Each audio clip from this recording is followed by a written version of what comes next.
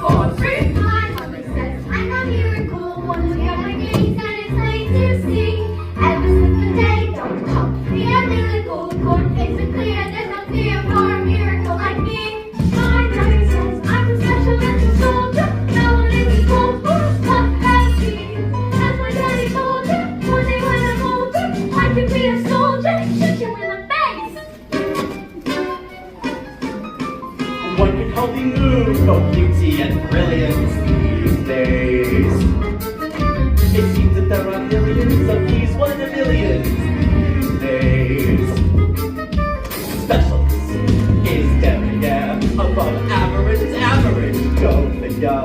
Is it some modern miracle of calculus that such frequent miracles to render each one unmiraculous? My mother says I'm a miracle. One look at my face and it's plain to see. Ever since the day don't come, the umbilical cord makes me clear. There's no fear for a miracle like me. My mommy says I'm a precious Carolina. She has never seen into Carolina. She says if I can, I have to cut down on the tree. But I'm a Carolina, so give me more cake. Take another picture of our angel from this angle over here. She's really more emotionally developed in her peers. What a dear! Oh, honey, look at mommy. Oh, stop it, mommy, stop it, mommy. We'll take another. Have you seen the school report? He got a C on his report. What? Teachers clearly falling short. Might she be a little brighter than her class? Oh, yes, she's definitely a class. Take another time. I'm not very in this life. My face and it's plenty to see. I think you're white. You can really Don't put honey on your brother. I'm here, take your mind. Mother says I'm a Miracle. miracle. It keep on miracle. And it's a miracle. Miracle. Look, doctors, it's gonna take much longer. I've got a bleeding catch at 3. I'm competing in the biannual International Amateur Salsa and Ballroom Dancing Championships. You're getting on a plane, Mrs. Wormwood? Of course I am. I always compete, Doctor. And this time I have a secret weapon! Rudolfo! He's not Italian, you know. He's very supple and has incredible upper body strength. Mrs. Wormwood, I think we need to have a talk. So, what is it? What's wrong with me? Mrs. Wormwood, do you really have no idea? When? Mrs. Wormwood, I want you to think very carefully. What do you think is the cause of this? Oh, Am I? Look at my facts! Mrs. Wormwood, you're pregnant! What?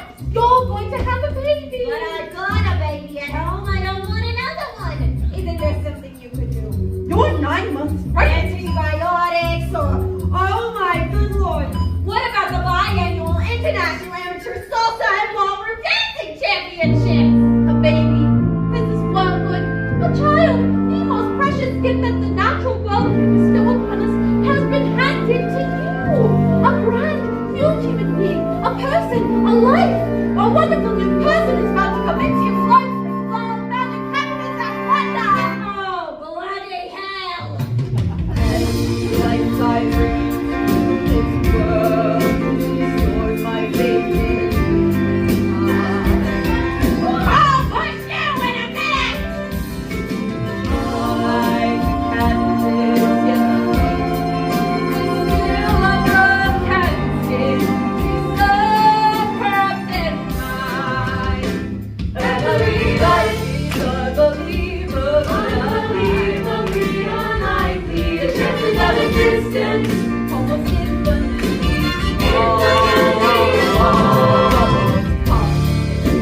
Life is life.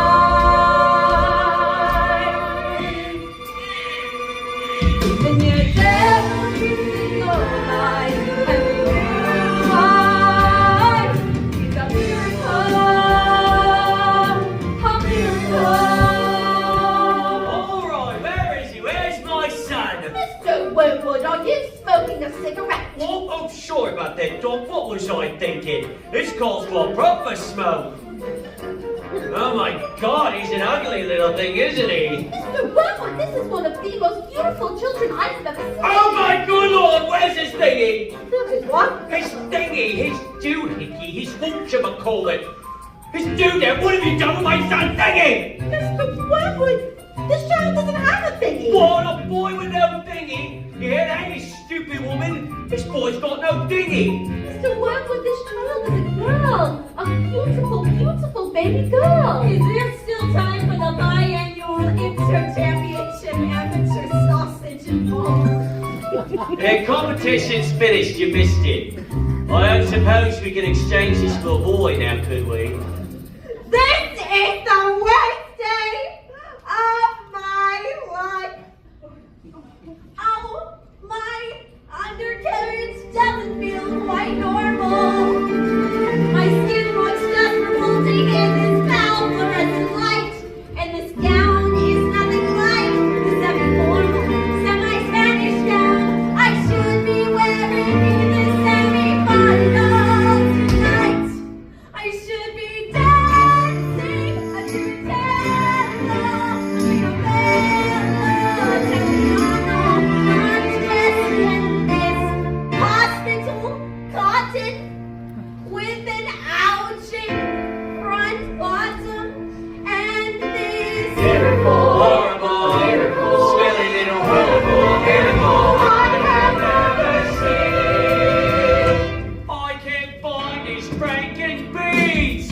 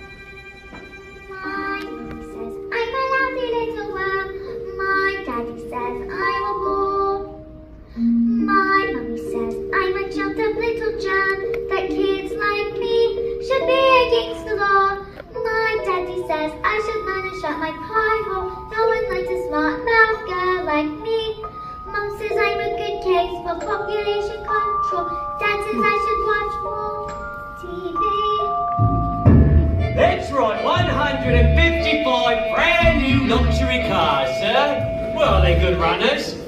Well, let me put it this way. You wouldn't beat them in a race. Ha, ha, ha. Ah, yes, they are good runners, sir.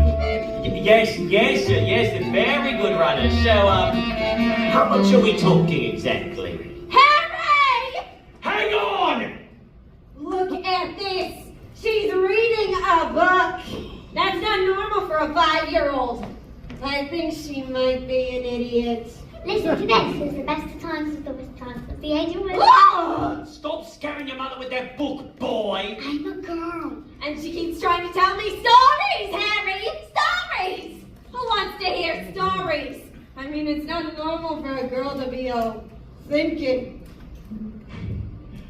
I'm gonna call you straight back. Would you please shut up? I'm trying to make the biggest business deal of my life, and I have to listen to this. It's your fault. You spend us into trouble, and you expect me to get us out. What am I? A flaming escapologist? Escapologist, he says! Well, what about me then, huh? I've got a whole house to look after. Dinners don't microwave themselves, you know. If you're an escapologist, then I must be an acrobat to balance that whole lot. The world's greatest acrobat. Now, I'm off to bleach my roots, and I shan't be talking to you for the rest of the night, you horrid little man! But I'm gonna make us rich.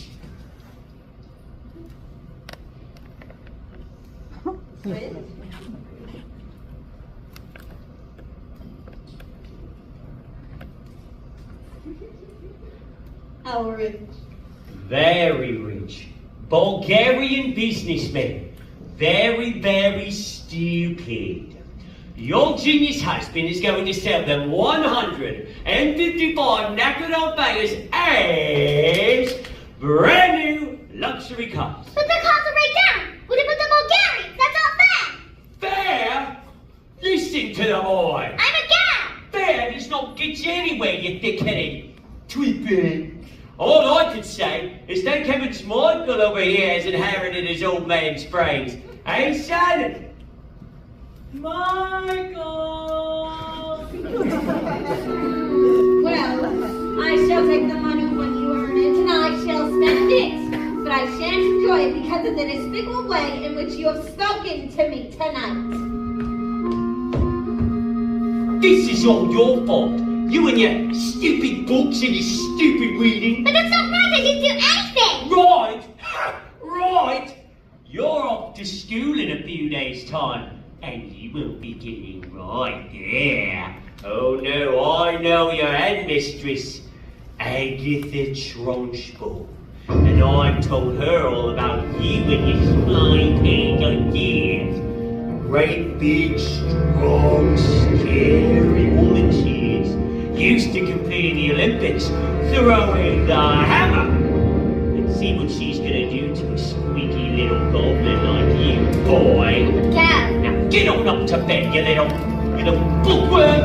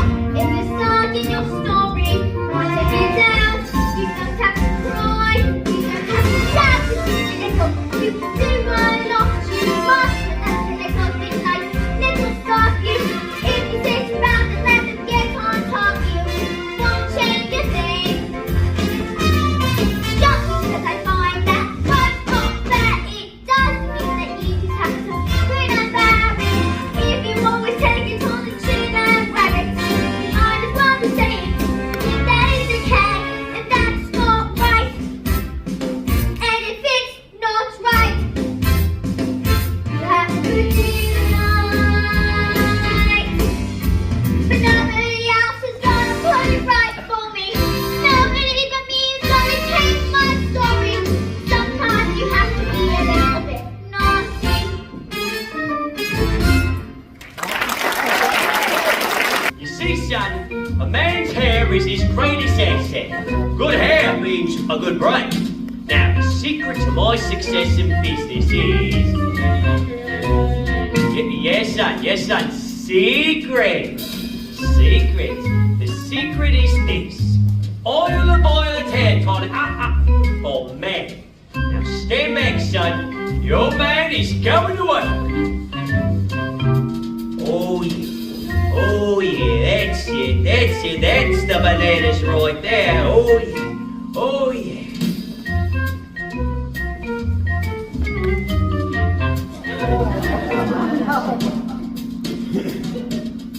You see, son, a man simply cannot bear to get noticed when his hair looks like this.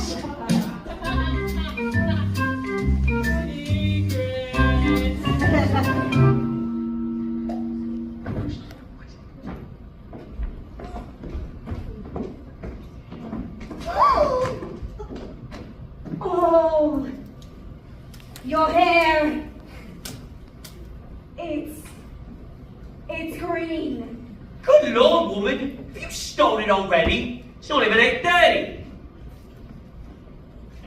Ah!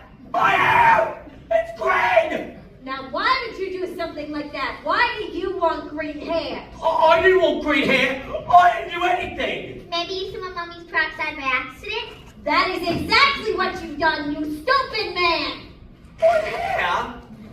What beautiful hair. Oh my good Lord, I got my deal today. The Bulgarians, what are we going to do? I know what you can do. What can I do? You pretend you're an elf. Yes, I can pretend I'm a...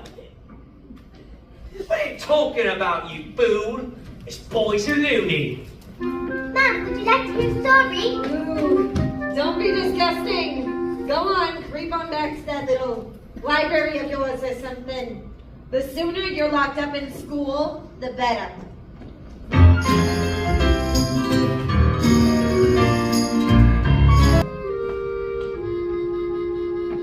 Matilda, what a pleasure to see you. Here in the library again, are we? Oh yes, Mum wanted me to stay home. She hates when I go. Dad too. He loves having me around, but I think grown-ups should have their own space. Oh, your parents must be so proud to have a girl as clever as you. And do you tell them lots of stories like you do with me? I do love your stories, Matilda. And that's not a hint, by the way. But if you did happen to have a story you wanted to tell me... Goodbye, Mrs. Phelps. See you next week. Oh, goodbye, Miss Honey. And good luck with the Tolstoy. As I was saying, Matilda, I'm not hinting. Who is that lady? That lady? Oh, that was Miss Honey. She's going to be your teacher. That lady's mine. Is your teacher. Now, look, are you going to tell me a story or not? Once upon a time, the two greatest circus performers ever. An escapologist who would escape from any nook ever invented. An acrobat who was so skilled and seemed that she could actually fly. Fell in love and got married. They performed some of the most incredible feats together anyone has ever seen. People come from miles around. Kings, queens, celebrities, and astronauts. And not just to see their skills, but also to see they love each other. Which was so deep, it was said, and cats would purr as they passed, and dogs would reap with joy. They moved into a beautiful old house at the edge of the town. At night, they would walk and take the air. The children of the town would wait in anticipation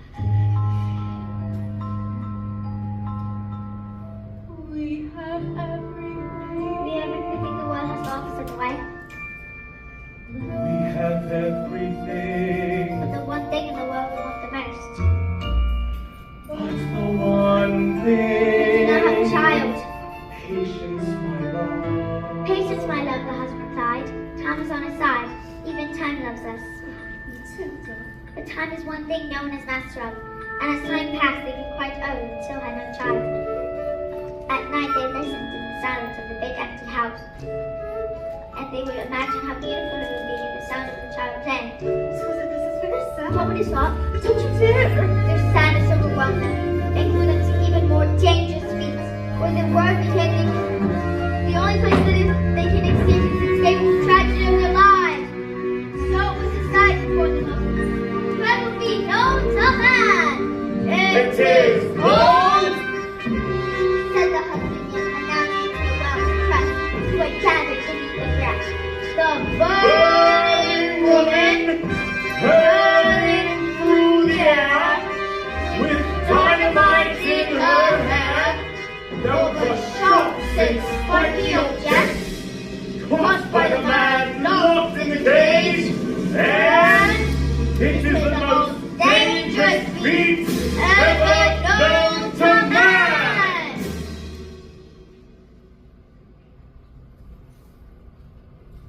Smile. It is with the loneliness of life has that us.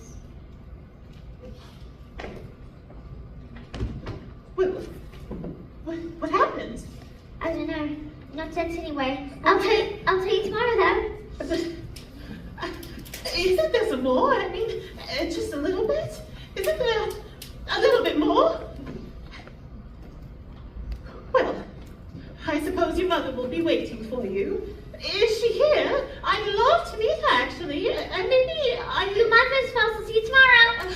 after your first day at school. Thank you. My monkey says I'm a miracle. My daddy says I'm a special little boy. I am a princess and I am a prince. I'm an angel.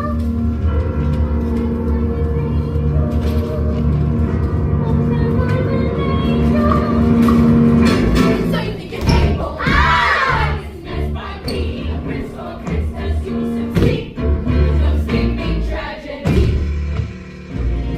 And even if you wasn't need some effort, you're just wasting energy. 'Cause your life, as you know, is ancient history. I have suffered in this jail, and been trapped inside this cage for ages, just living hell.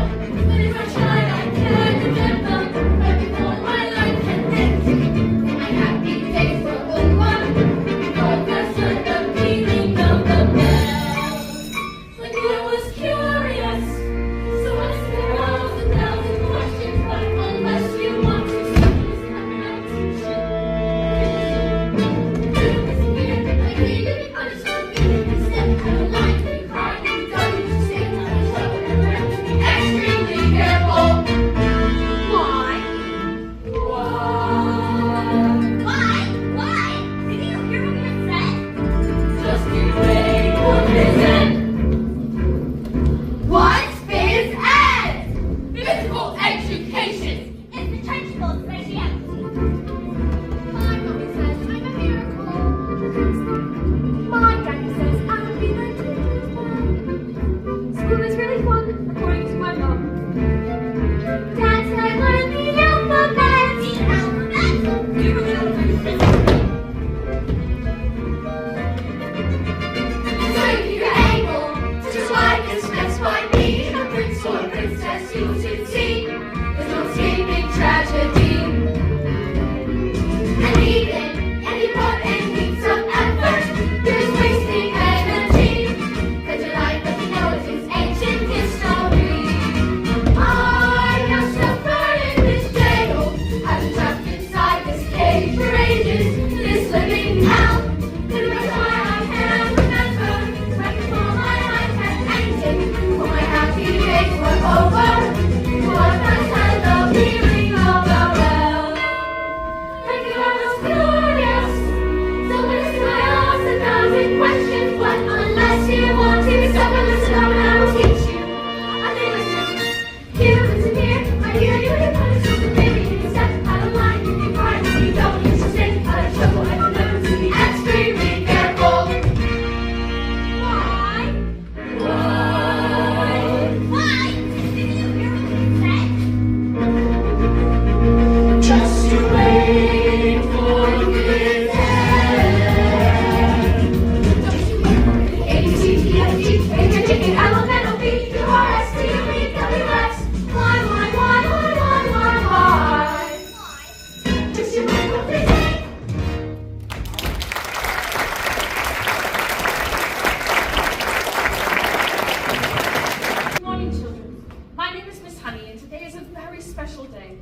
Your first day of school. Now, do any of you know your 2 times tables? Wonderful. Matilda, isn't it? Please stand and do as much as you can. 1 times 2 is 2. 2 times 2 is 4. 3 times 2 is 6. 4 times 2 is 8. 5 times 2 is 10. 6 times 2 is 12. 7 times 2 is 14. 8 times 2 is 16. 9 times 2 is 18. 10 times 2 is 20. 11 times 2 is 22. 12 times 2 is 24. 13, That is very good. 13 times 2 is 26. 14 times 2 is 28. 15 times 2 is 30. 16 times 2 is... Stop. Good heavens, how far can you go? I don't know, quite a long way, I think. Do you think you could tell me what 2 times 28 is? 56. My, that is good. How about this? Now, this is much harder, so don't worry if you don't get it, but 2 times 487. Now, if you took your time... 974. 12 sevens. 84. Wow. That's impossible. Now, let's leave maths for the time being and look at reading.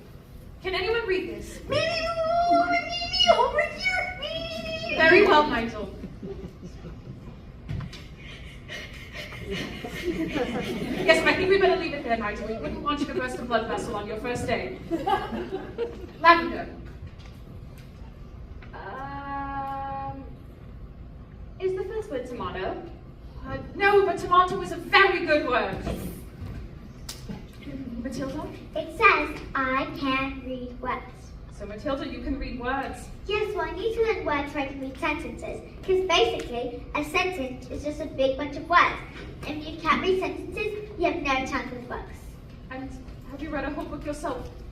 Oh yes, more than one. I love books. Last week I read quite a few. A few? In a week? My, that is good.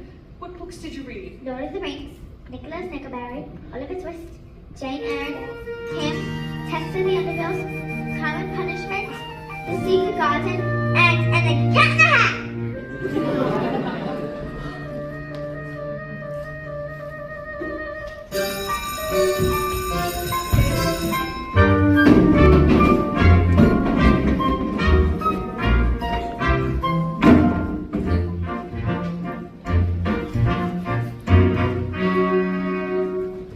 Knock on the door, just knock on the door.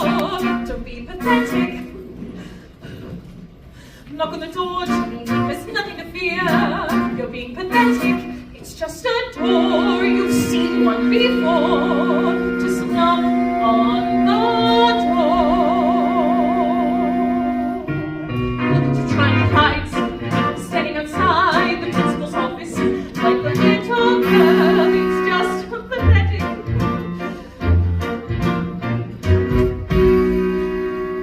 Look at you hesitating and shaking. You should be embarrassed. You're not a little girl. It's just pathetic.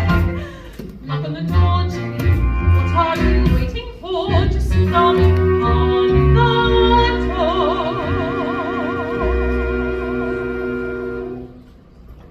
Perhaps I'm awake. She's probably having a meeting or something and won't want to be interrupted. If anything, caution in these situations. The sensible one should avoid confrontation when possible. I'll come back later. But this little girl, this miracle,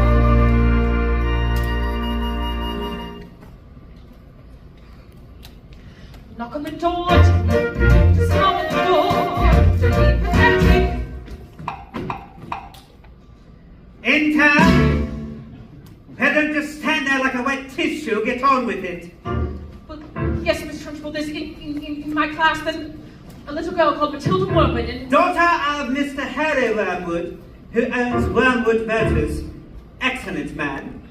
Told me to watch out for the brat, though, so she's a real wart. Oh, no, mistress, I don't think Matilda is that kind of child at all. What is the school motto, Miss Hanny? Bambinatum est magitum. Bambinotum est magitum. Children are maggots. In fact, it must have been her who put that stink bomb into my dress this morning. I'll have her for that. Thank you for suggesting it. But I didn't... Miss Trunchbull, Matilda Wormwood is a genius. Nonsense. Haven't I just told you that she is a gangster? She knows her times tables, Oh, so she's learned a few tricks. but she can read. So can I. I'm going to tell you, headmistress, that in my opinion, this little girl should be placed in the top form with the 11-year-olds. What? But she is a squib, a shrimp, an unhatched tadpole. We cannot just place her in with the 11-year-olds. What kind of society would that be? What about rules, honey? Rules. I believe Matilda Wormwood is an exception to the rules.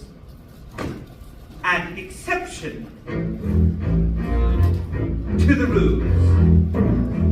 In my school, look at these trophies, see how my trophies gleam. In the sunlight, see how they shine. What do you think it took to become English hammer-throwing champion? 1969. Do you think in that moment, when my big moment came, that I treated the rules with casual disdain? Well, like hell! As I stepped into the circle, did I change my plan? What? As I chopped up my palms, did I wave my hands? I did not! As I started my spin, did I look at the view? Did I drift off and dream for a minute or two? Do you think I faltered or amended my rotation? Do you think I altered my intended elevation? As the hammer took off, did I change my grunt? From a grunt I had practiced for many a month. Not a dog, not a dog. Did I stray from the plot? Not a detail of my throw was adjusted or forgotten. Not even when the hammer left my hands and sailed higher above the stands. Did I let myself go? No, no, no, no, no, no, no, no, no!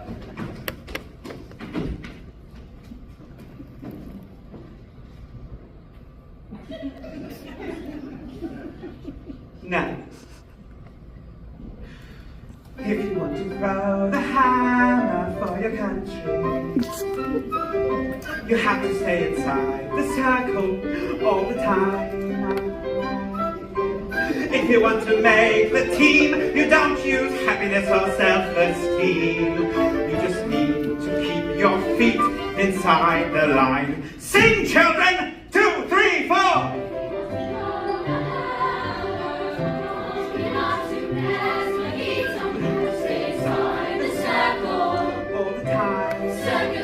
And if you want to achieve success, you don't use sympathy or tenderness. You have to force the little squids to toe the line. Sing, Jenny! Hey, hey, ho! If you want to throw the hammer for your country,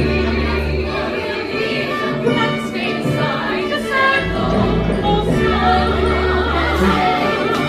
Apply just one simple rule to heaven and life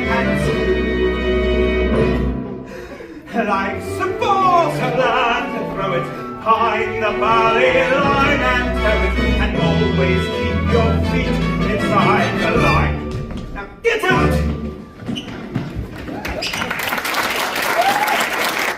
Well, I have to tell you, headmistress, that it is my intention to help this little girl, whether you like it or not.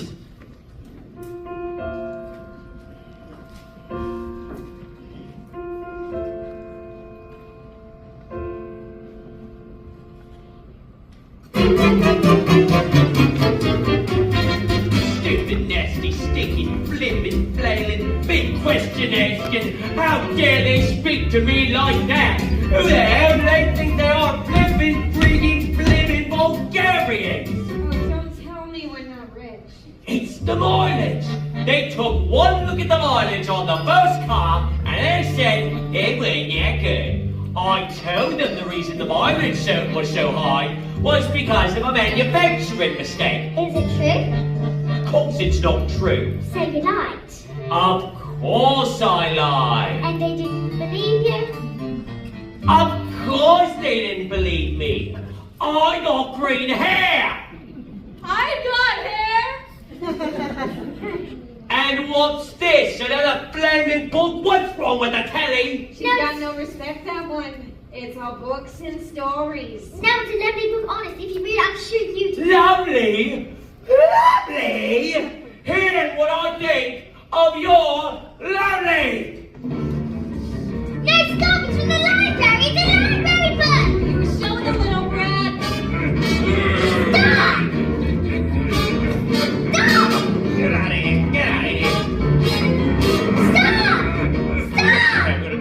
time. All right, you ready? Get ready? Stop! There we go. Yeah! Yeah! Now get out of here, you little stink worm!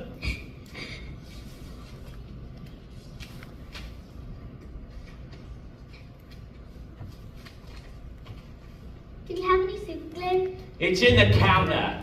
And while you're at it, why don't you glue that stupid book to your stupid head?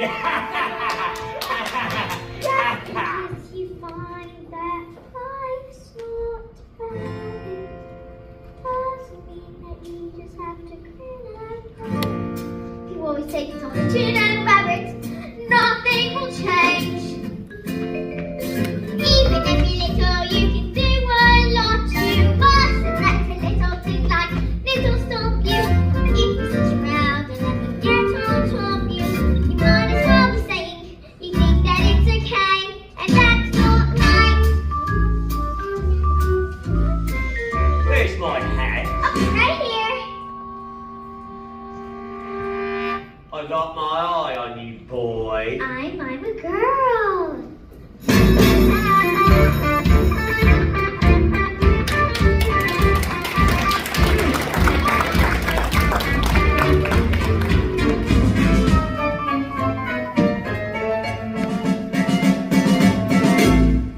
Matilda, can I ask you a question? Do all those brains in your head give you a headache? I mean, they've got to hurt. Oh, squished in there. No, I think they just fit. Right. Well, look, I better stick around just in case. If they start to squeeze out your ears, you're going to need help. I'm Lavender, and I think it's probably for the best if we are best friends. Ah! Hide me! Hide me! Someone put a whole couch break onto the Trunchbull's chair. She sat down, and when she got up, her knickers stayed sent to the seat. Someone told her I did it, but I never, and now she's after me. That's not fair. It's not fair at all. You're done, kid. You're finished. Once Agatha Trunchbull decides you're guilty, you are done for. Yesterday, she caught Julius Broadwinkle eating a licorice all sorted in signs. She just picked him up, swung him around, and threw him out the window. Don't listen to them. That didn't actually happen. They're just trying to scare us. Oh, Matilda, they say she's gonna put me in choking.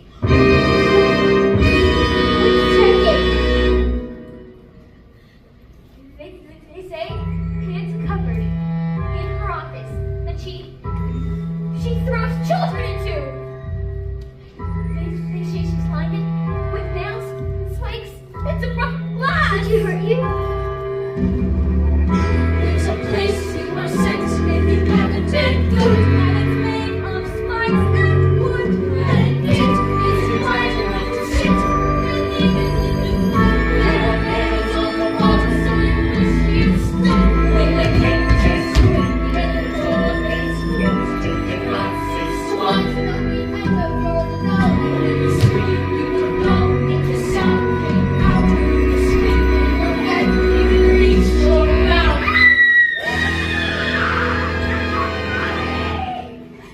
Okay, look. When did this happen? 20 minutes ago. But why? Mama, she's coming! Quick, you better hide! Laser!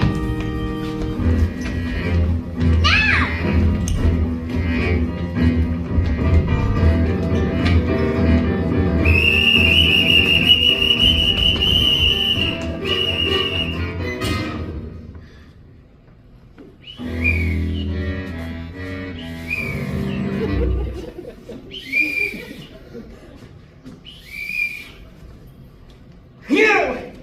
You circulating spleen murders the maggot known as Nigel.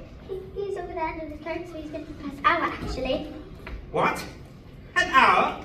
Yeah, you see, Nigel suffers from the rare chronic sleep disorder, narcolepsy, and is characterized by falling asleep with extreme drowse and chronic fatigue without any notice or warning at all. You see, he fell asleep and we put him under the skirts for safety, didn't we?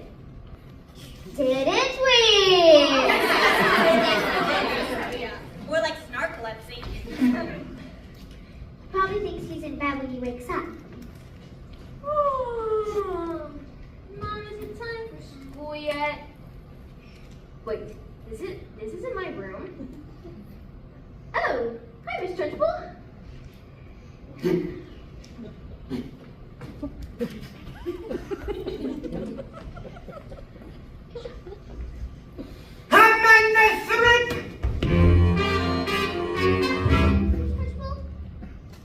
told you about wearing pigtails? I hate pigtails. We listen, she said they make them pretty. Then your mother is a twit.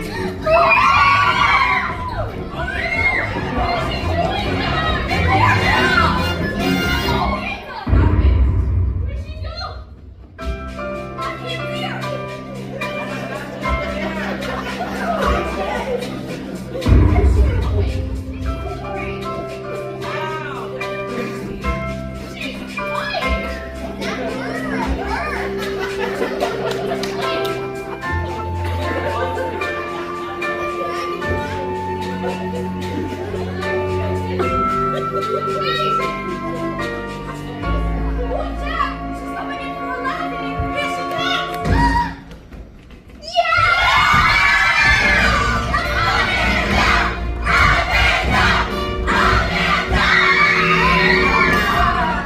You!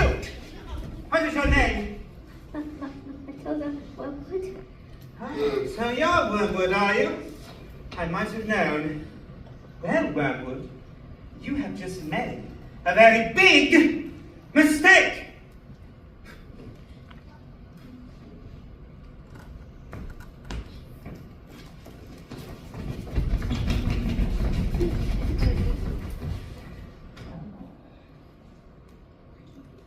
Just so you all know, she's my best friend.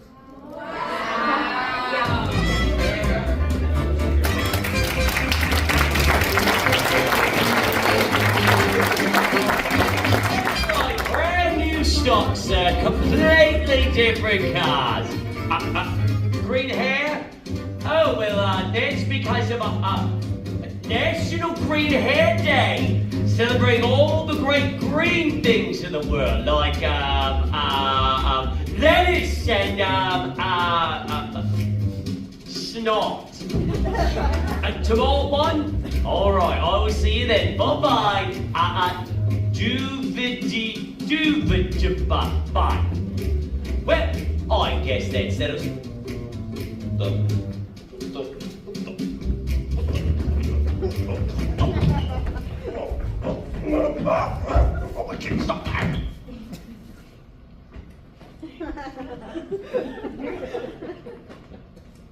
I think I'm gonna leave this on. Looks like rain. Who is it? Oh, yes, hello. My name is Miss Honey, Matilda's teacher. A bit busy right now. It will only take a moment. Oh. Well, come in if you must.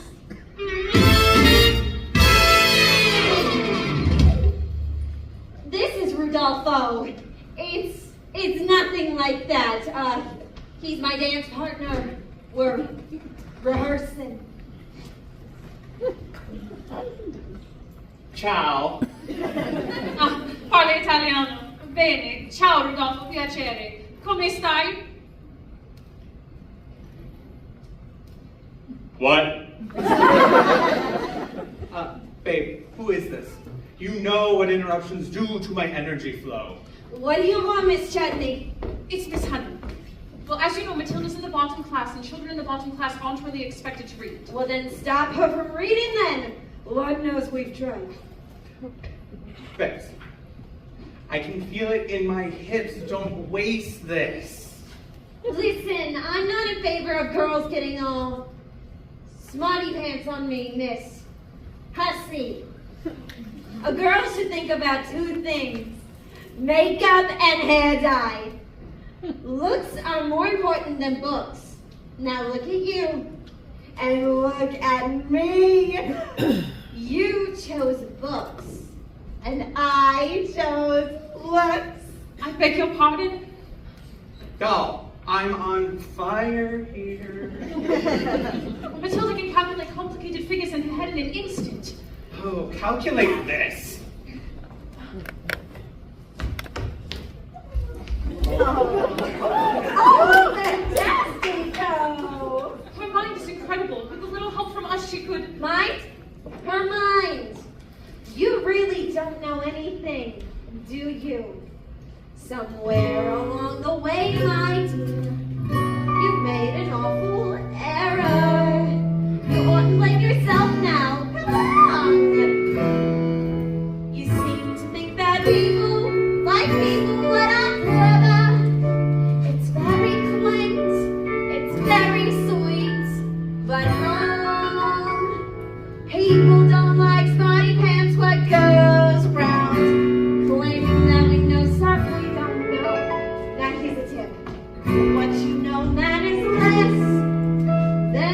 volume of which what you don't know is expressed.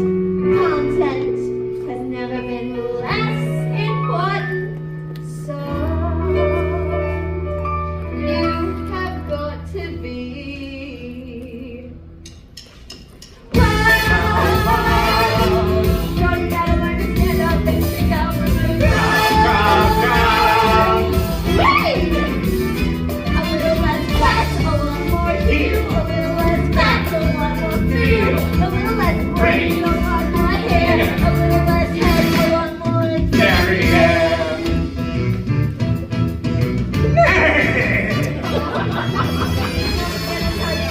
Don't touch well, you gotta like to hide it under a bushel. No one gonna listen, don't stand out.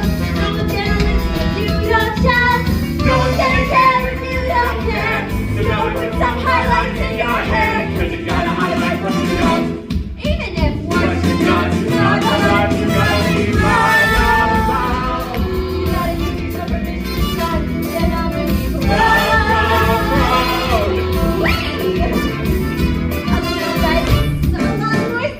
A little less sing, a lot more swing, a little less dressing like your mom, a little more ba-dum-bum-bum. I look nice, you don't. No one's gonna tell you when you wiggle your bumper. No one's gonna love you if you can't do a number.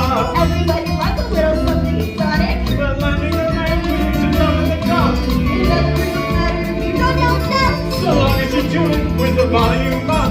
The less you have to sell, the louder you sell it. The less you have to say, the louder you yell The it. bigger the act, the bigger the confession. The less you have to show, the louder you show it. You gotta get up, You gotta get up and be loud.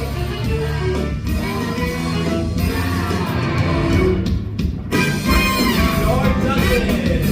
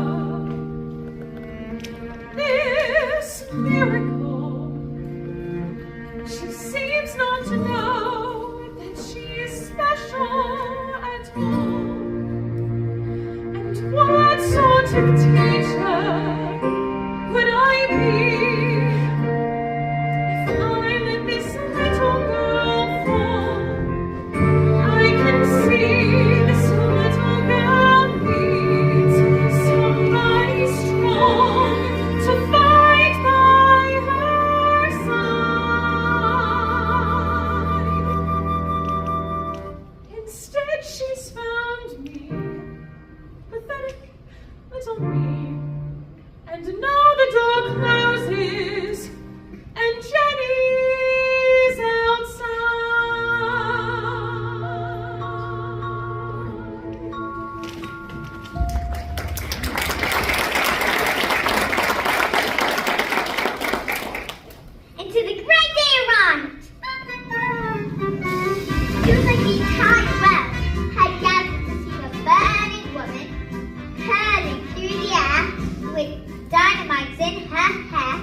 over sharks and spiky objects.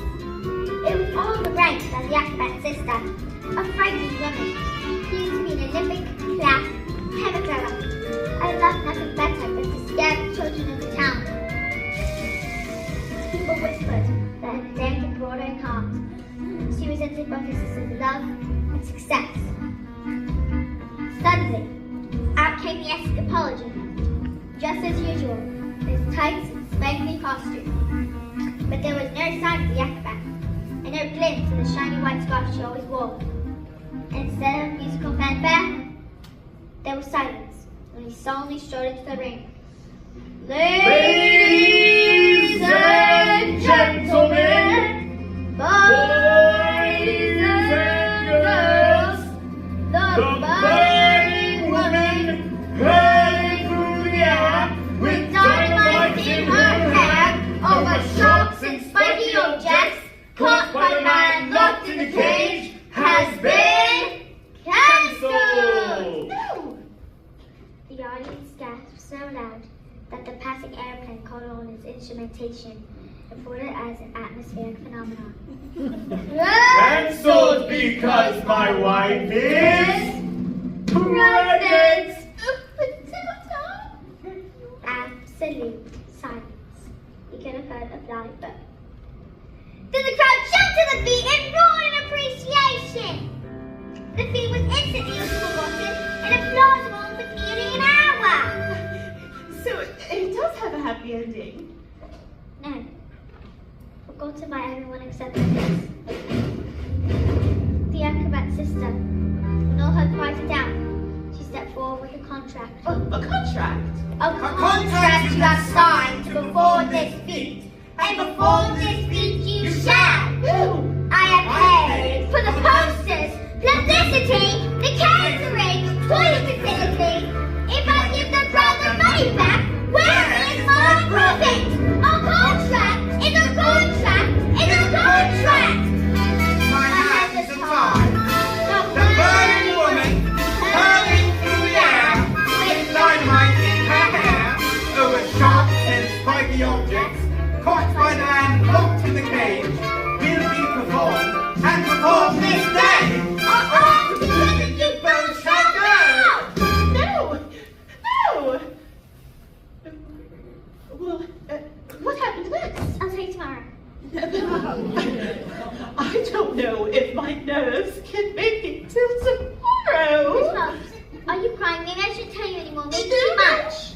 Matilda, we must find out how it ends. I'm not crying because it's sad. It's just that they want that child so very much. It must be wonderful for a child to be so wanted. Yeah, so wonderful. I have to go. Goodbye, Mrs. Phelps.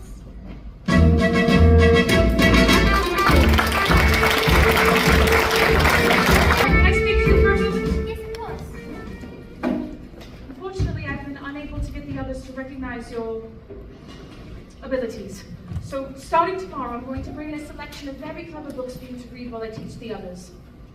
Now, I will answer any questions that you may ask. How does that sound? Oh. Why, Matilda, that is the biggest hug in the world. You're going to hug all of the air out of me. Matilda Wildwood! Matilda Wildwood, where is... Yes, Miss Trunchbull? Aha!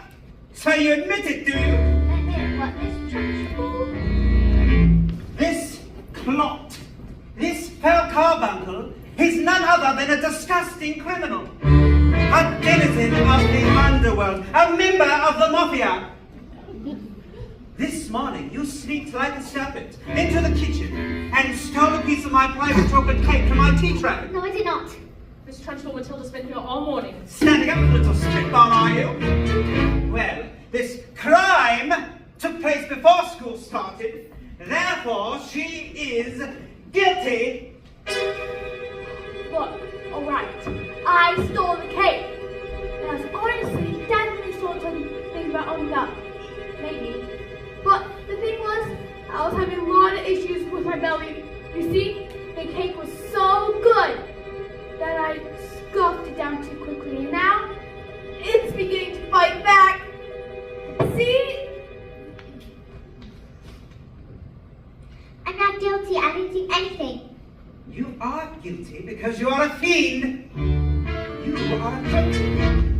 a thief, and I shall crush you. I shall pound you. I shall consign you to the seventh circle of hell, child. You shall be destroyed.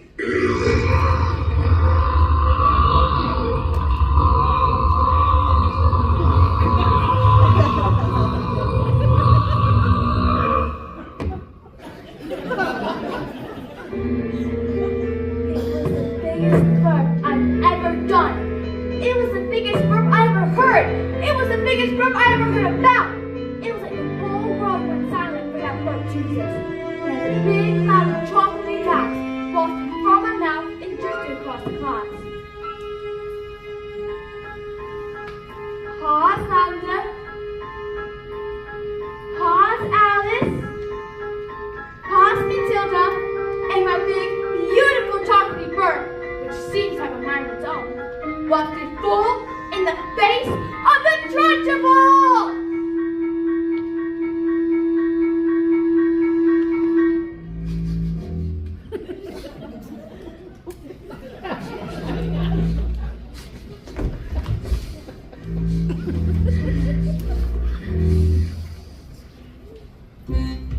Bruce Bogtrotter, Yes, Miss Trunchbull? you liked my cake, didn't you, Bruce? Yes, Miss Trunchbull, and I'm very sorry. Oh, as long as you enjoyed the cake, that's the main thing. Is it? Yes, Bogtrotter, it is. Oh, why, I did. Thank you. Wonderful! Marvelous! That makes me so happy. It gives me a warm glow in my lower intestine. Oh,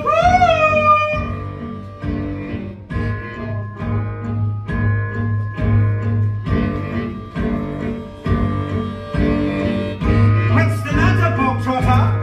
Lost your appetite? Well, yes, Miss, I'm full. No, you're not full. I will tell you when you are full, and I say that criminals like you are not full until they have eaten the entire cake. But! No buts! You haven't got time for but. Eat. But I can't eat it all. Headmistress, he'll be sick. He should have thought of that before he made a pact with Satan and decided to steal my cake!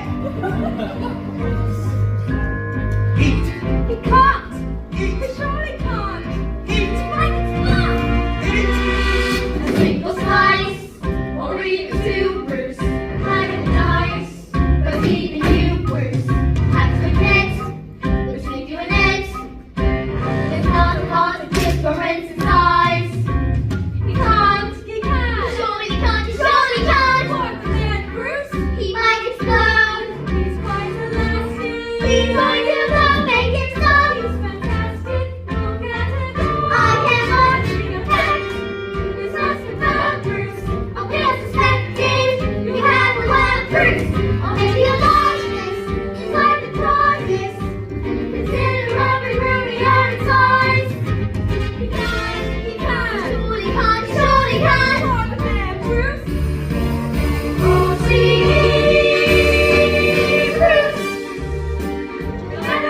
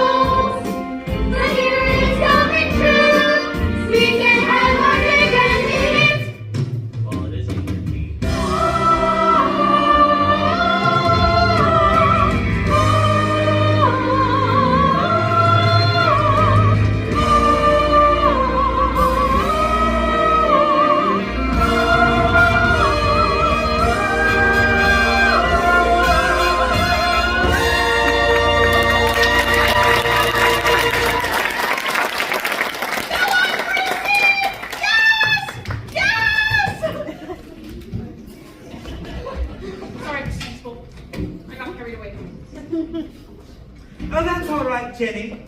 We all get carried away sometimes. Even me.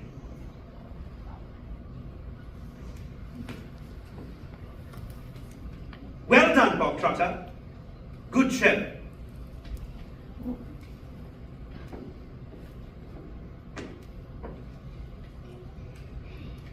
Well, come along, Bob Trotter. Where? Oh, did I not mention? That was just the first part of your punishment. There's more. The second part. And the second part is choking!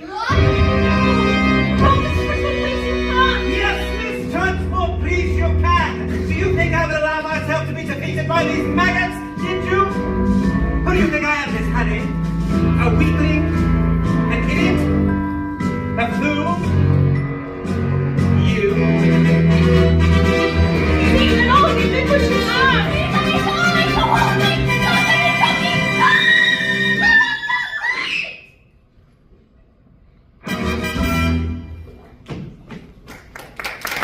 Gentlemen, now that that's over with, I prepared a little statement here.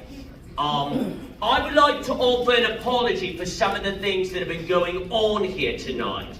They are not nice things, and they are not right things.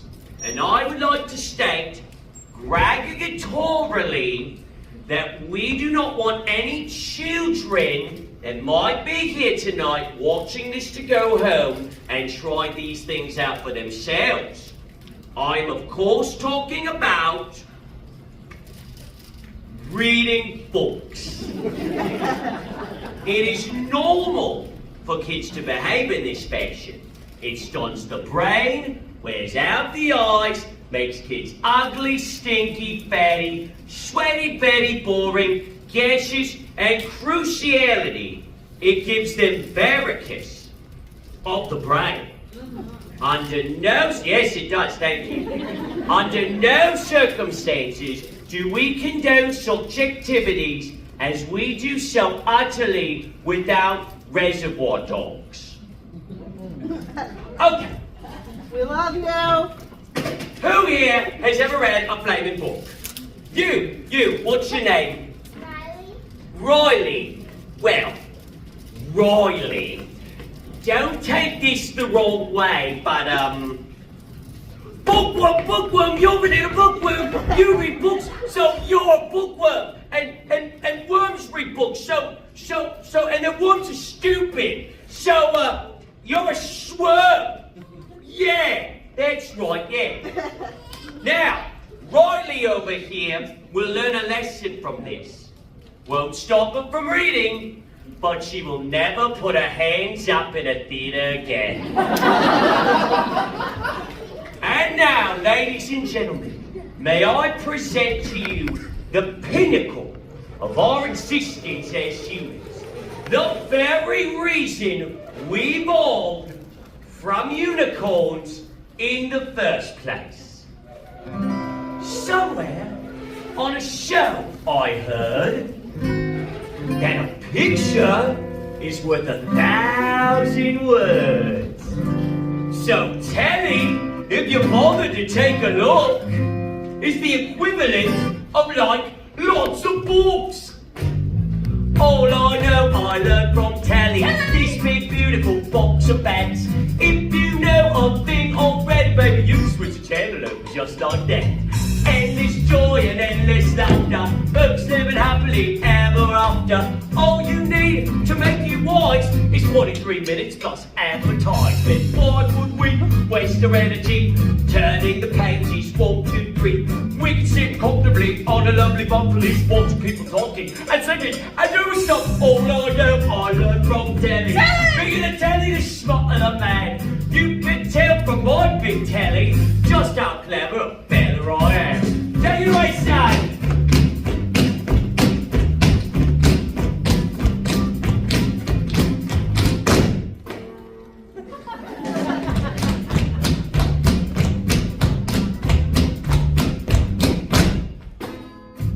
You can't learn that from a stupid book. All I know I learned from telly. What to think and what to buy.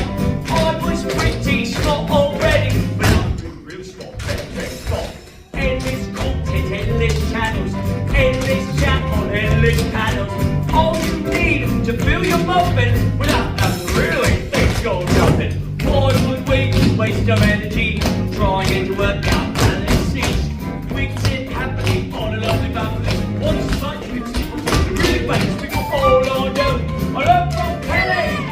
gonna tell you the spot of the man.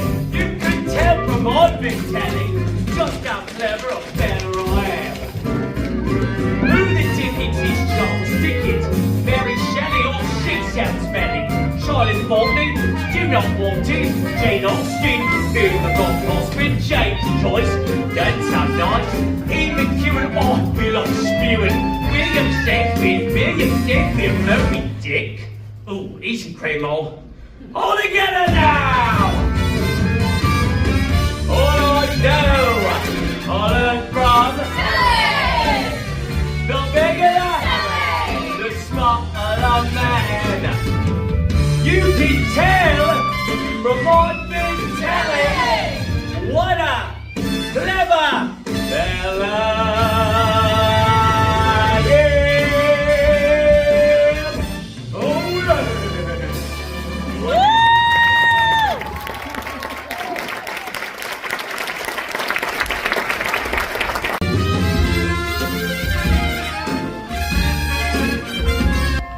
Hello, I'm Lavender, by the way. Matilda's best friend. There's a bit coming up that's all about me. Well, not completely about me, but I play a pretty big part in it. But I'm not going to tell you what that is because I don't want to ruin it for you. Alright, well, I volunteered to get the trunch full a jug of water. And then, no, I don't want to say anything else because I don't want to spoil it. Well, okay, on the way back, I find a newt. A newt is like a really ugly lizard that lives in water. So I pick it up, and no, I will not say anything else. I'm gonna put the newt in the Trunchbull's jug. It's going to be brilliant!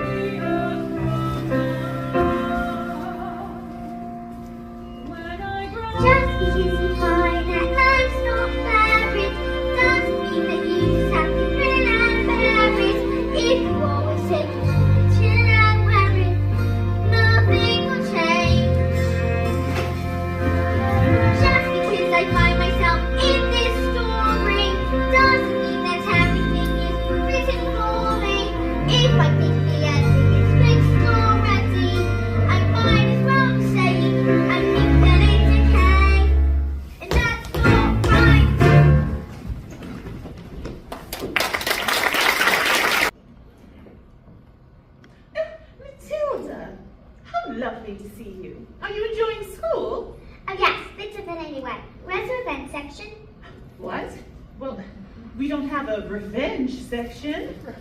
Why? Is there a child at school who's behaving like a bully? Not a child, exactly. Matilda, are you sure something's not... Do you want to hear the next part of the story? Story? Did you just say story? Oh, what are we waiting for? Slowly.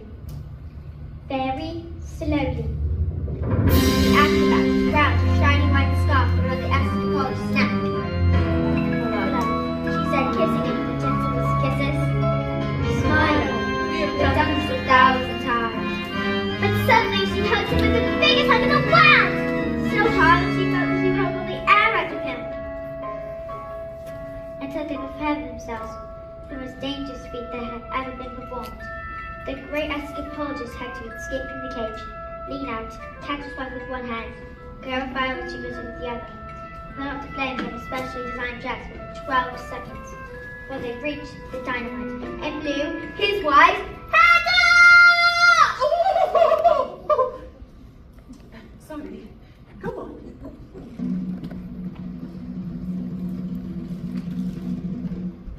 The trick started well. The moment the specially designed dress was set alight, the acrobat swung into the air! The crowd held their breath as she hurled on the sharp and spiky object. 1 second, 2 seconds, they watched as the flames swept up the dress. 3 seconds, 4 seconds, she began to put her onto the cage. 5 seconds, 6 seconds, suddenly the padlock pinched open and the huge chain spun away! 8 seconds, 7 seconds, the door flung open, and the escapologist reached out one huge muscling arm to protect his wife and child. 9 seconds, 10 seconds, 11 seconds, and the flames around on the dress before the key both blew to pieces! Hooray! So, the story does have a happy ending after all. No, No. no. Maybe it's the thought of a child. Maybe it was a nurse. The escapologist used to touch too much burn, and her hands became slippery, and she fell. No. Was she okay? Did she survive?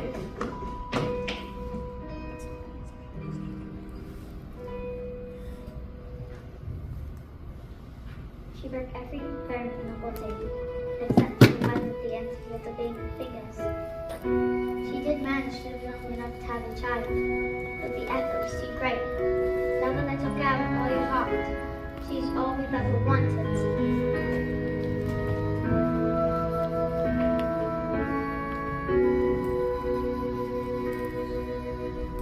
Love a girl with everything.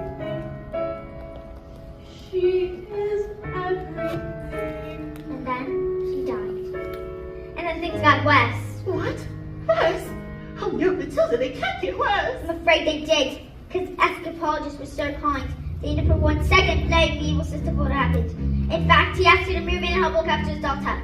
He was like the cruel to little girl who cook, iron, wash, and clean. Being how she did things wrong. And always in secret, so the escapologist never suspected a thing. So the poor little girl was the meanest, cruelest, horrible thing you would ever possibly imagine! Let's call the police. Miss Phelps, it's just a story. What? Oh, yes, of course. Matilda, you are so smart. Your parents must think they have won the lottery having a child like you. Oh yeah, they do. They're always saying, Matilda, you're like winning the lottery. Yeah, I better go. I'm so clever, I'm so clever, I'm so very, very, very, very clever. I'm so very, very clever, what a very clever fella I am. Come here, you! Come here, you! Stop! Stop that! There is only one man I do that with. Everyone get around, I want my family to share in my triumph. Not you, boy. 155 old bangers on my hands, all polished up. The mileage on the clock telling the truth, that each one was knackered. So how can I possibly make the mileage go back? I simply can't drive the cars backwards, now could I?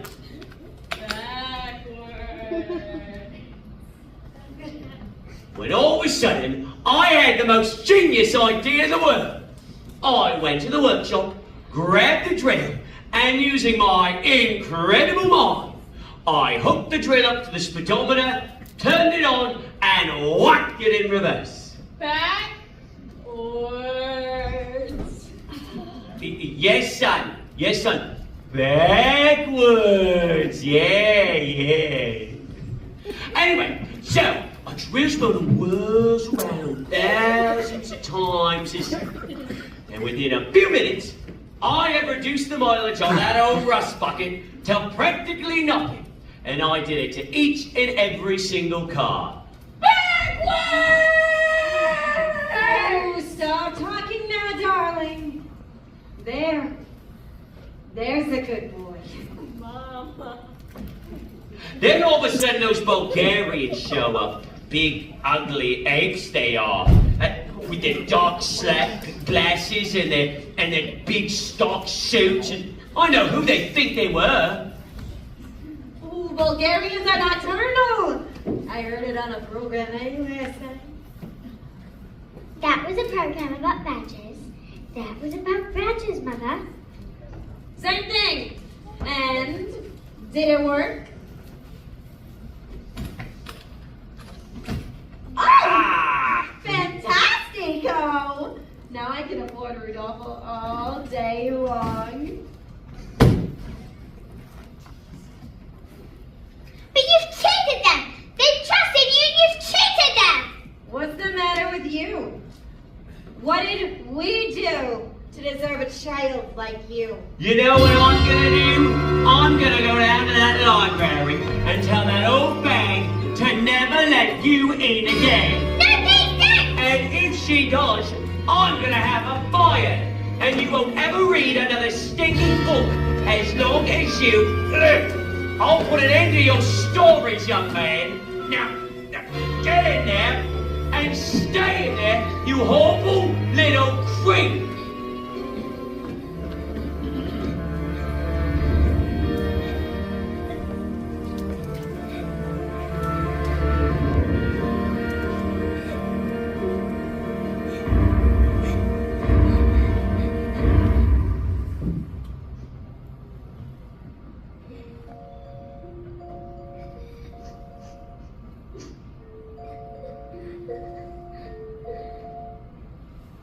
That night, the anthropologist's daughter cried herself to sleep alone in her room.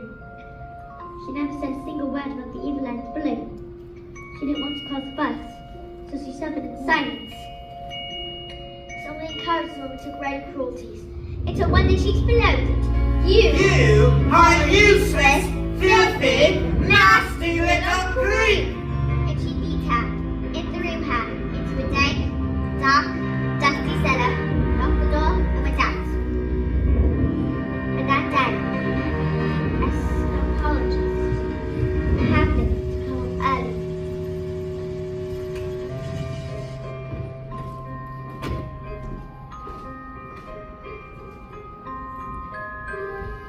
But when he heard the sounds of his daughter's tears,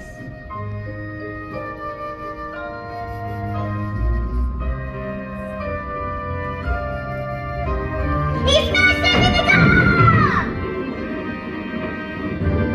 Don't cry. I am here to care. Please don't cry. Dry your eyes, wipe away your tears. Don't care. Forgive me. I didn't mean to hurt you. Don't cry, little girl. Nothing can hurt you. You have nothing to fear. I'm here.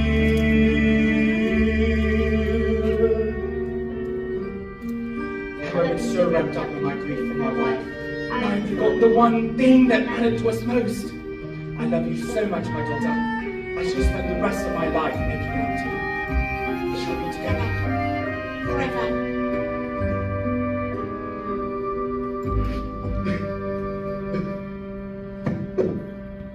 Don't cry, Daddy. I'm alright, Daddy, please don't cry. Here, let me wipe away your tears.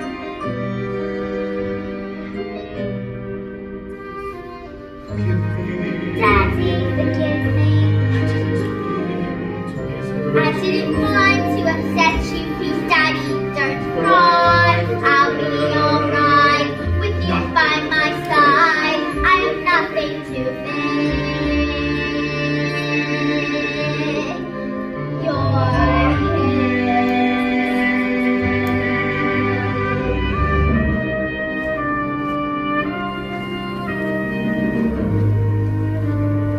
But when the little dad fell asleep, the anthropologist's thoughts turned to the acrobatic sister and raged him inside his great heart. This demon, this villain, this monster, she has sullied the memory of my wife. She has betrayed the trust of her own sister. She showed cruelty to the most precious reality of my marriage. Bullying children is a game, is it? Will ever see what this creature thinks she can do when the wrath of a grown man stands before her?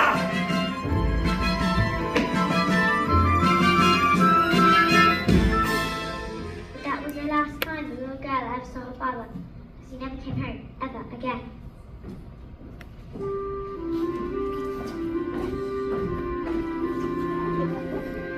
Matilda, I got you those books we spoke about, so if you like. What are you doing with those books, woman? They're for Matilda. No, they are not. Not on my watch. There is an age for reading and an age for being a filthy little toad. These are toads. Aren't you, Bogtrotter? Yes, Miss Trunchbull. Yes, Miss Trunchbull. Only Bogtrotter here is now a good toad. Sit.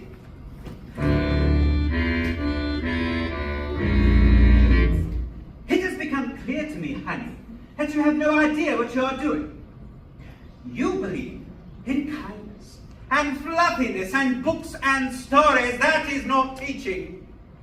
To teach the child, we must first break the child.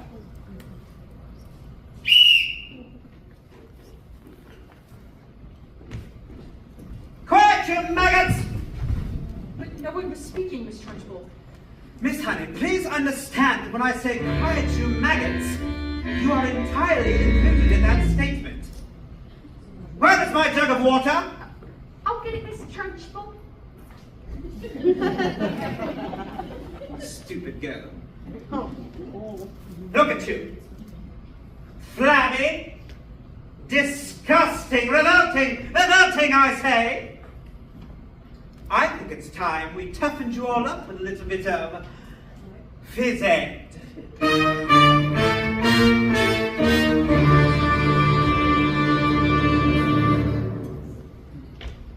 This schoolmate has started reading. Quiet, maggots, when I'm speaking! Reading with a most disturbing scent. Only the finest nostrils smell it, but I know it oh too well. It is the odor of rebellion. It's the bouquet of dissent. And you may bet your breeches this headmistress finds this foul odiferousness wholly olfactorily insulting. And so to stop the stenches spread, I find a session of phys ed sorts the merely rank from the revolting.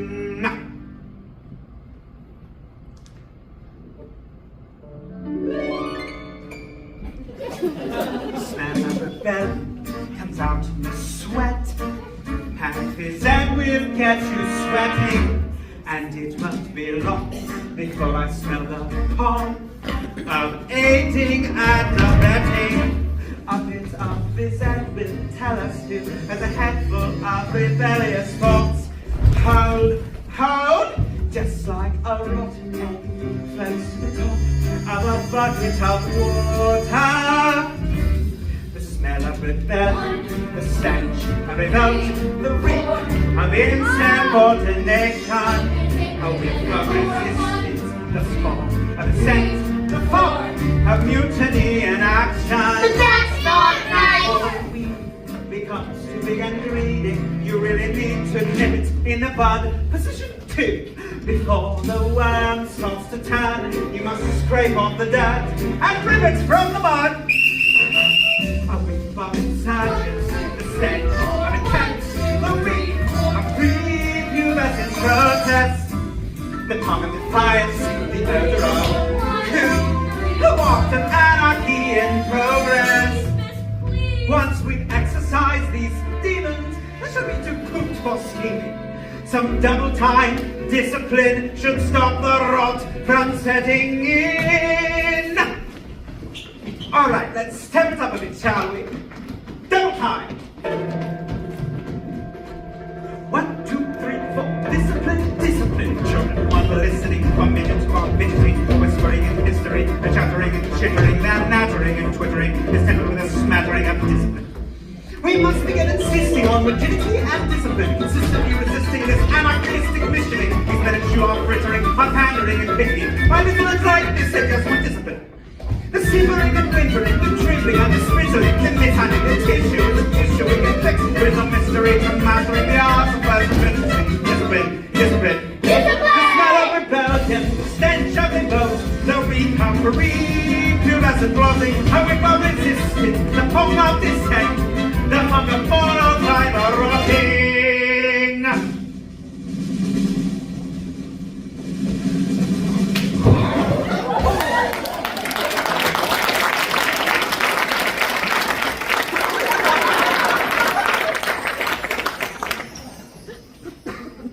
Imagine a world with no children. Close your eyes and just dream. Imagine the one child, peace and quiet, a burbling stream. Now imagine a woods with a cottage, and inside that cottage we find a dwarf called Seek, a carnival freak who can fold paper hats with his mind. And he says, don't let them steal your horses. Don't let him throw them away. No, no, no! If you find your way through, they'll be waiting for you, singing, nay, nay! She's mad! Aha! And there, just like I said, the stinging maggot rears his head! Even the squittiest, piteous mess can harbor seeds of stinginess. Have you ever seen anything more repellent? Have you ever smelled anything worse than that smell of rebellion? The stench of revolt, the real of insubordination, a whiff of resistance, the pull of resistance. And I will not stop till you're squashed, till this rebellion is quashed, till blood, sweaty discipline have washed this sickening stench.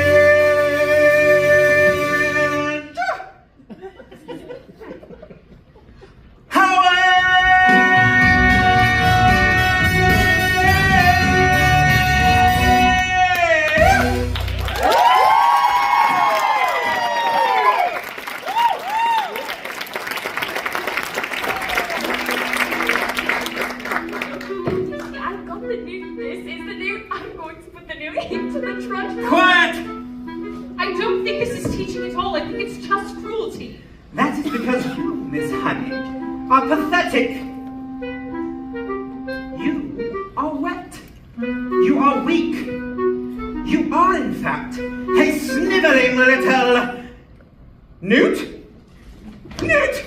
It's a... Quiet, children, please. You! What? No, Cockroach! please. You did this, you vile, repulsive, malicious little criminal! Stop! Oh, what's that, maggot? Stop! And I'm only just getting started! Stop! Oh, Miss Trunchbull, please don't pull his ears right off. I have discovered, Miss Honey, through many years of experimentation, that the ears of young boys do not come off. They stretch. In fact, I think I can feel these ones stretching now! Miss Trunchbull, no! You big fat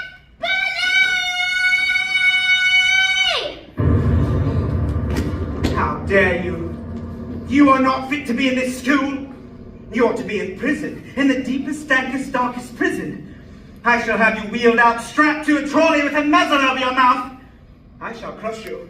I shall pound you. I shall strap you to a table and perform experiments on you. All of these disgusting slugs shall suffer the most appalling indignities because of you. Yes, you, madam. Have you ever wondered what I have about how when I say cigarette, for example, there's no way of knowing if red means a sifting in your head and red means in my hand when someone says red. And if we are traveling at almost the speed of light, holding a light, that light will soon travel away from us. At the full speed of light seems right in a way. But I'm trying to say, I'm sure I wonder if inside my head I'm not just a bit different from some of my friends. These answers that come into my mind are fitted. These stories are about to be fully written. And everyone shouts like they seem to like shouting. The voice in my head is incredibly loud. I wish they would stop, my dad and my mom. And the telly and stories would stop for just one. I'm sorry, I'm not quite explaining it right. The noise comes and the anger is light. This burning inside me would usually fade, but it isn't today. And the heat is shouting, my heart is pounding, my eyes are burning. Suddenly everything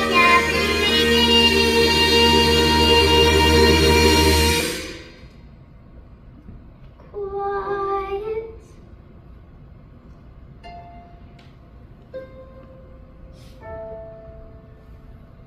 Like silence, but not really silence.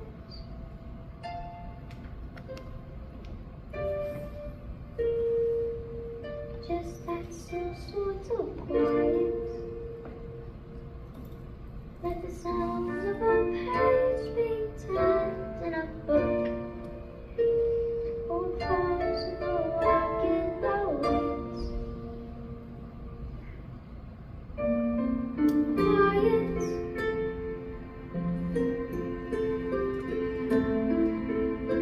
Like silence, but not really silence.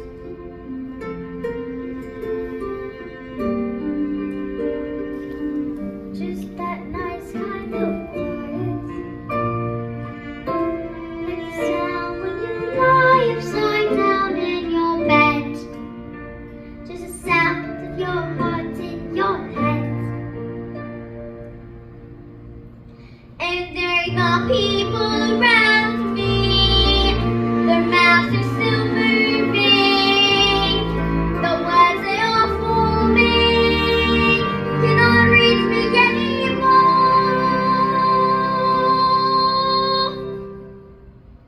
And it is quiet. And I am warm, like I've said.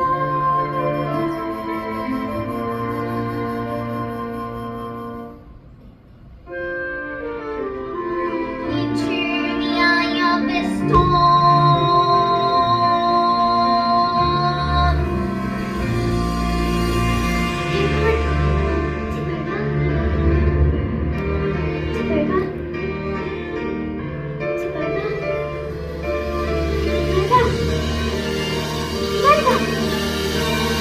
Miserable collection of excuses for children, and you, madam, standing there like the squint of squint on its beating heart.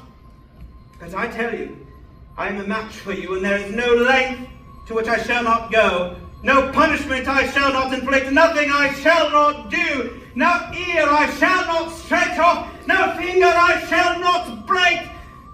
Oh, what is it? What is it? Oh, get it off! Get it off! It's gone off. I've got a newt in my knickers! I've got a newt in my knickers! I've got a newt in my knickers!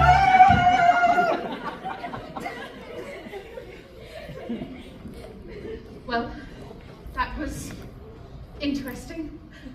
Perhaps we should all go home while we still can.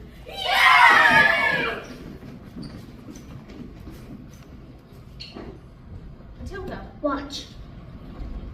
Matilda, I said we better Watch, go home. please.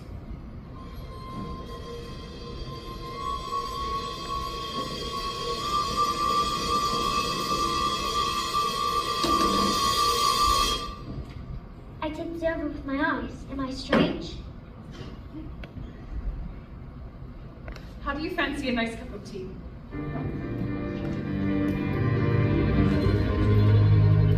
So what do you think it is? These things in my eyes? I can't pretend to know, Matilda, but I don't think that we should be frightened by it.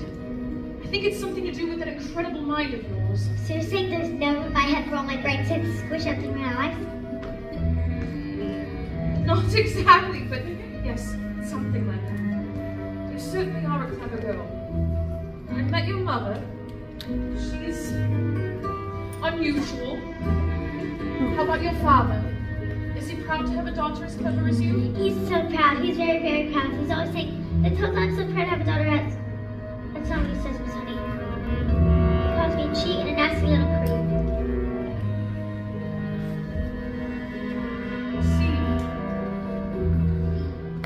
Well, here we are, home sweet home. Are you cool? Yes, yes I am, very. They don't pay teachers very much? Actually, no they don't. But I am even poorer than most because of other reasons. You see, I used to live with my aunt. But one day I was out walking and I came across this old shed. I fell completely in love with it. I ran to the farmer and begged him to let me move in. He thought I was mad, but he agreed, and I've lived here ever since. Miss Honey, you can't live in the shed. I'm not strong like you, Matilda. You see, my father died when I was young. Magnus was his name. He was very kind. After he was gone, my aunt became my legal guardian. She was mean and cruel like you can hardly imagine. After I got my job as a teacher, she presented me with a bill for looking after me all those years. She kept track of everything. Every tea bag, every electricity bill, every tin of beans. She made me sign a contract to pay her back every penny. She even produced a document that stated my father had given her his entire house. Do you think, Magnus, I mean, do you really think he gave his entire house? Don't know. But I find it hard to believe. Just like I cannot believe that he would have killed himself. Which is what she said happened. Miss Honey, you think she did him in, don't you? I cannot say. All I know is that years of living with that woman made me pathetic. I was trapped. And that's why they hid. This roof keeps me dry when the rain falls. This door helps to keep the cold at bay. On this floor I can stand on my own 2 feet. On this chair I can write my lessons. On this pillow I can dream my nights away. And this table, as you can see, looks perfect for tea. It isn't much, but it is enough for me. Miss Honey, she took your house. She took everything that's yours. Isn't much, but it is enough.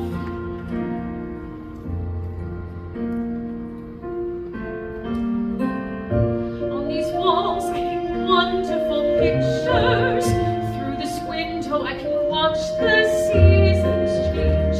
This lamp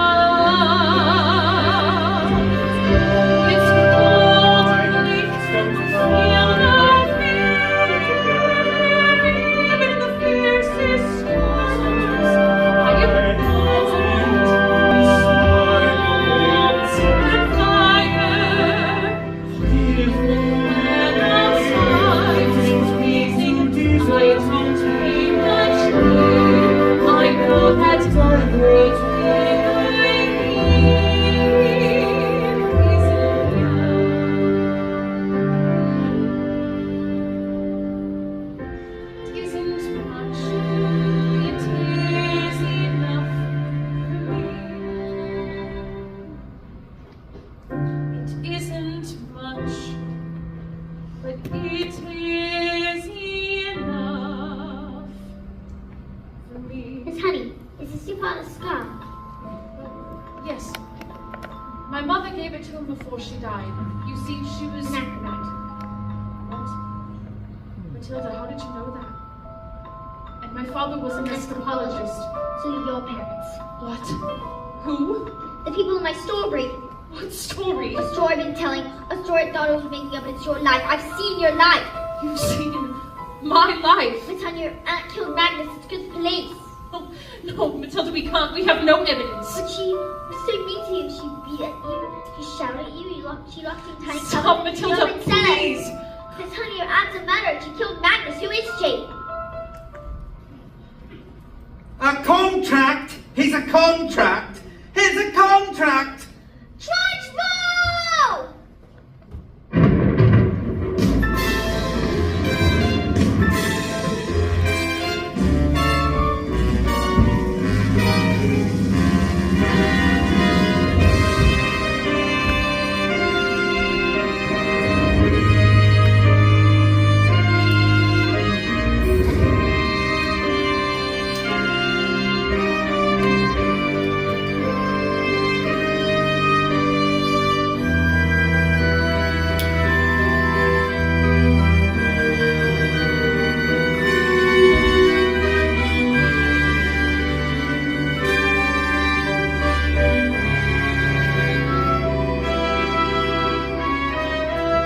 In this world, children, there are two types of human beings.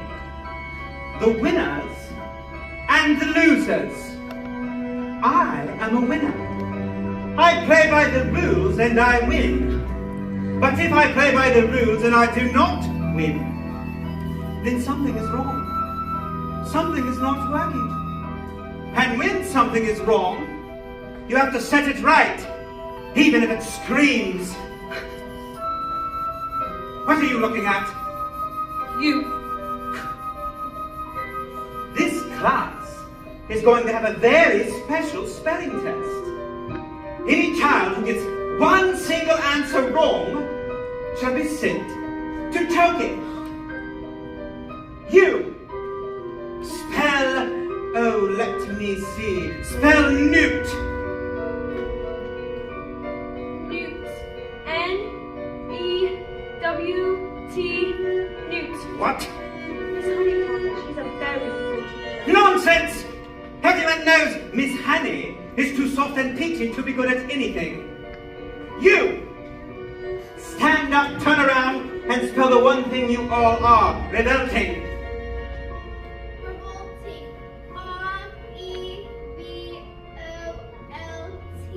R-E-V-O-L-T-I-N-G. Revolting. You're cheating. Of course she's not cheating. She's simply spelling the word. These little specks of dust aren't that clever. They are worms. I've taught them all. That's all with kindness and patience and respect. How dare you bring those words into my classroom, madam? You know nothing of teaching, and I shall prove it. You, Filbob, Snotnose, spell Angelocomanial septricolistomosis. That's not a word. You just made that up. Spell! Or go to Turkey. And I must warn you, it has silent letters.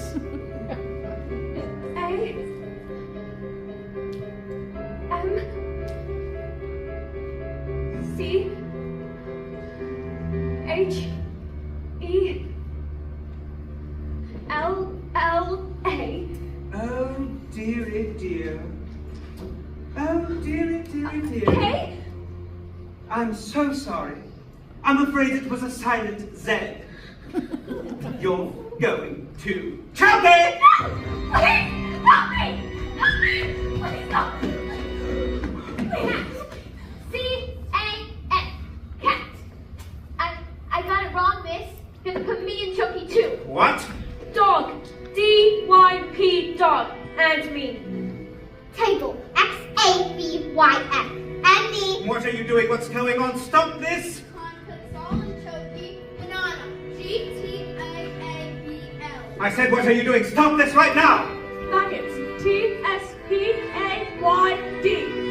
Snotnose. U-T-O-O this minute! Big Fat Bunny. P-Y-T-F-T-F-Q-R. Revolting! P-S-Q-Q-Q-A-S-T.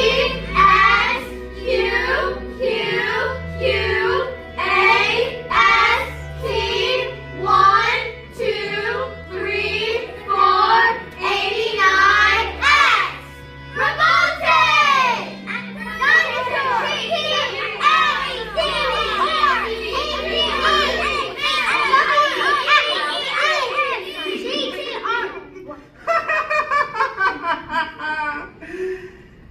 You have to put me in choking too. You can't put us all in choking, miss. Come now, children. Do you really think I hadn't thought of that? I've been busy. A whole array of chokies! One for each and every one of you. And now that our little spelling test is over, I can tell you that each and every one of you has failed. You see, children, in this world there are two types of human beings, the winners and the losers. And I am a winner. The chalk! Look, the chalk! What? It's moving! It's moving! Look, it's writing something! What the devil? Who? Who? No one's doing anything! Agatha! This is madness. Can't be. No. Here's my Jenny! back her house. Then leave. Practice, practice,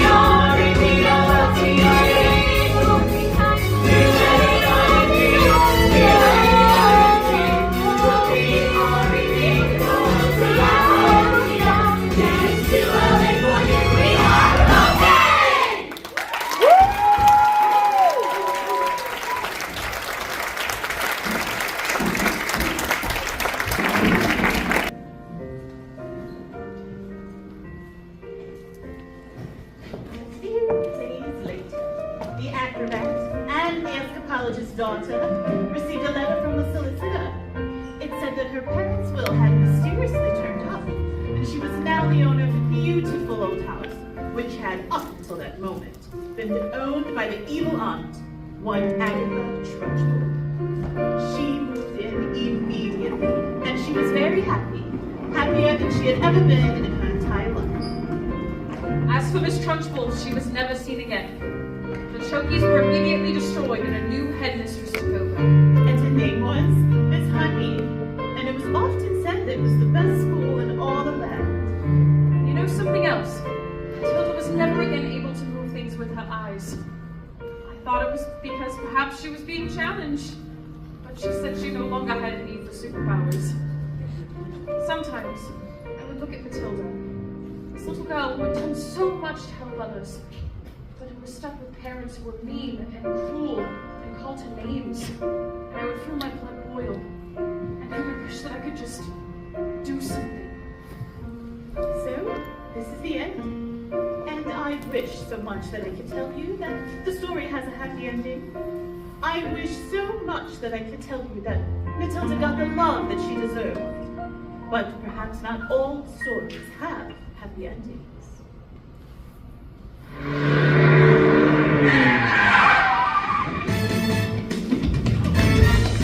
Stop that gawping, we're going to Spain! Spain, which one? Because this idiot, this nit, this Twitterbrain thought it was a good idea to sell 155 old bangers to the Bulgarian mafia. I didn't know they were the flaming Bulgarian mafia, did I?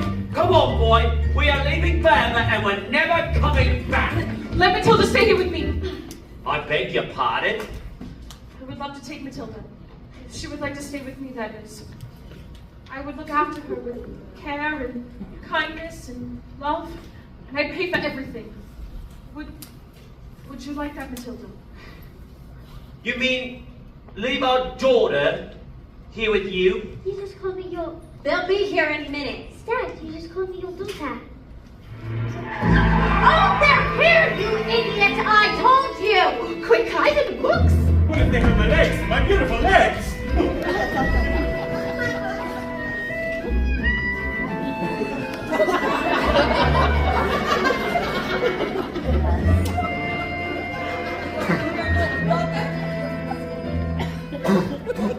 So, Father, Please, I don't know. the woman, he is a stupid man. And because he is stupid, he assumed I was stupid too, which is a very stupid and rude thing to do. You see, my father is quite stupid and very carefree. You know this? At least there is one clever one in the family. What is your name, little girl? Matilda? Matilda! Matilda! I like you, Matilda. You seem very smart. Sadly, in my line of work, I don't often get to meet very many smart people. Oftentimes, their thinking is all backwards.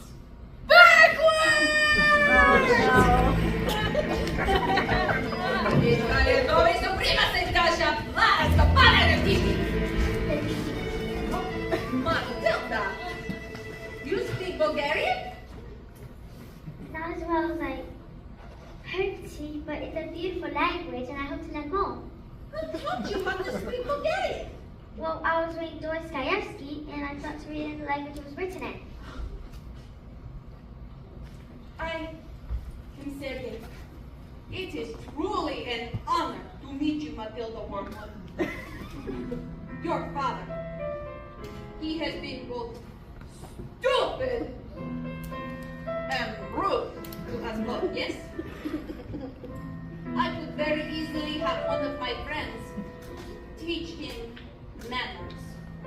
And when he come home from hospital, he will still be stupid, but less rude, I think. This is my gift to you. What do you say?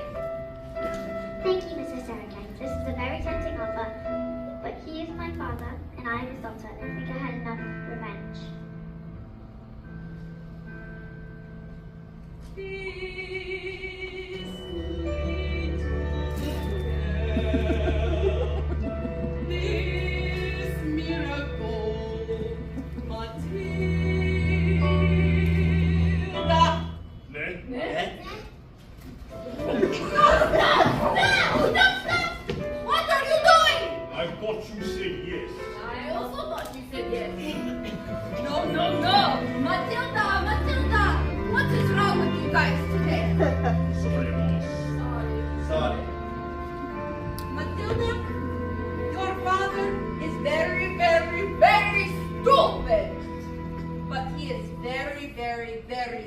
lucky to have you as his daughter. Although, if I happen to be doing business here again and I see him, he may not be so lucky.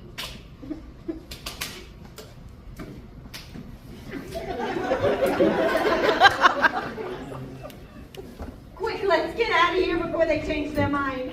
What about the girl? Do you want to stay here with Miss Honey? Yes, I do. And you want to take care of her? I do. Well, we don't have, we're a little short on room, right? So, yeah, yes. Thank you.